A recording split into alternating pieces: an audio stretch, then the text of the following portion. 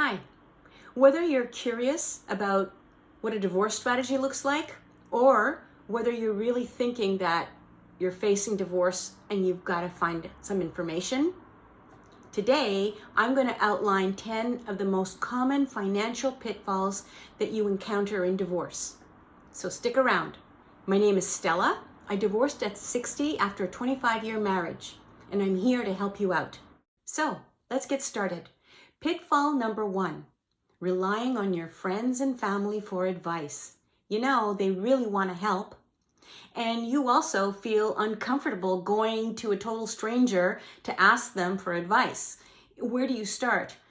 You need to work with a professional, because although the people in your circle want to help you, and they probably do it with all the goodness of their heart, they don't know the ins and outs.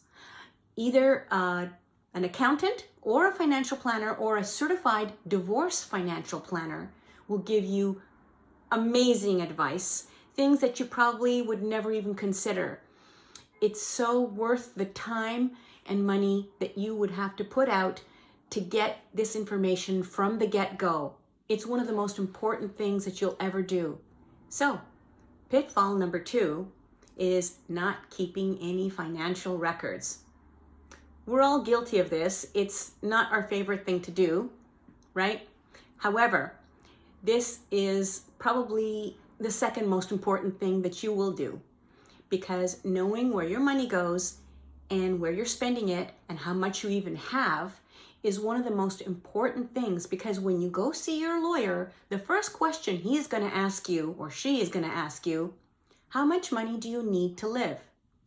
This isn't something you can afford to ballpark, because every piece of information that you provide your lawyer at this point will serve you for the rest of your life. Not 5 years, not 10 years, not 20 years, the rest of your life. It's a staggering thought, but you really need to know this. So, in my book, I'm Getting Divorced, Where Do I Start? I unpack this because it's not as complicated as you might think. It's called expense tracking. It's not crazy difficult.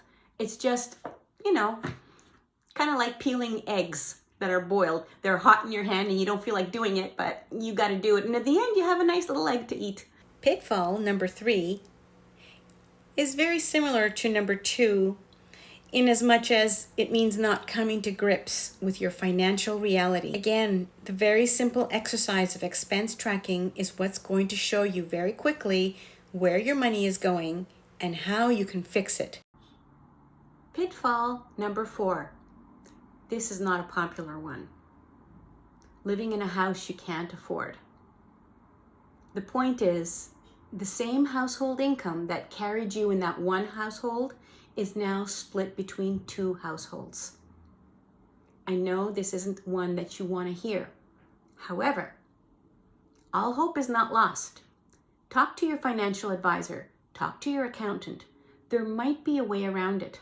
Now, pitfall number 5 is jumping into negotiations before you have a chance to talk with a financial advisor. Emotions run high during a divorce, and sometimes when you're presented with a settlement, you want to accept it and get on with your life, or you don't want the confrontation, or you don't understand it and you can't be bothered with it. You're having an anxiety attack. You haven't slept. You haven't eaten. You're a mess. I get that. I know. But don't. Don't accept the first thing that's offered. This is where having a long conversation with a financial advisor and doing your own expense tracking and together knowing what is something that you are prepared to accept. That is empowerment. Empower yourself. Don't settle so quick. Not evaluating your settlement proposal with a financial advisor. The legal term for this is separation agreement. It is the cornerstone of your judgment of divorce. Everything that goes into that document stays with you for the rest of your life. So you really need to know what's going on. You must work with a financial advisor so that you don't have any surprises. It's only natural not to think of the rest of your life when you're in the throes of divorce. You don't even think of tomorrow, let alone 5, 10, 20 years from now. But the truth is, you need to understand that whatever happens and is written down in the settlement agreement is for the rest of your life. Pitfall number 7, be a sleuth. There is a nest egg, and you may think that nest egg is there, but your spouse has used it, and you had no idea that it's gone. This is important to know before you see your lawyer. You need to have a game plan. You need to know what's what, so that when you walk into the lawyer's office, you know what you have to deal with. You don't want to look like a fool when you're sitting in that office and this information comes up. Aside from that, when you're in the lawyer's office and this information comes up, it brings on lengthy conversations. At $300-400 an hour, it puts you deeper in debt than you want to be. So again, information is empowerment, and it's not a complicated thing to do. Very easy. This seems obvious, but many times it's something that people don't understand. So you tend to gloss over it and let the chips fall where they may. Don't do that. Tax implications are not for the immediate, but they also go forward, and they carry a load that you may not want to bear and you may not have to bear.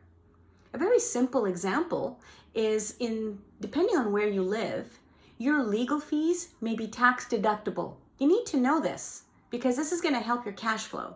Cash flow is everything when you're in the throes of divorce. And again, it's not for the immediate moment. It carries forward into your future. So equip yourself, prepare yourself before you get to the lawyer's office. Pitfall number 9, remove yourself from the mortgage documents. If you have settled with your spouse and you no longer own that home, your name should not be on the list of guarantors. This seems like it's an obvious thing to do, but it's not. Some financial agreements become an encompassing global financial agreement and they forget to remove your name. It happened to me. It's an oversight. Maybe, maybe not. Do you want to take that chance? Why would you want to be financially responsible for a house that you don't even own? So this is where you might have to become annoying. I know I was, but I am no longer the guarantor of a property that I don't own. And that is financial freedom. Pitfall number 10 is you don't do a cost-benefit analysis on your decisions. It seems obvious, right? But it's not. Again, you need to surround yourself with a team of professionals that will equip you to make the best decision for yourself. Every single decision you make at this particular point in time affects you for the rest of your life. I know it's a traumatic time. I know it's a time where everything seems impossible. It's really important. So if you've made it this far in the video, I'm going to put a link below in the description box. I have a free ebook, Surviving Your Divorce and Learning to Live Joyfully Again. Do yourself a favor. It's free. Just download it. Go to my website, inspirationsbystella.com, or just click on the link below in the description box. Positive changes don't always feel positive in the beginning, but you got this. You can do it. I believe in you. Come back. I'm going to have some more videos for you. Okay, you take good care. Bye-bye.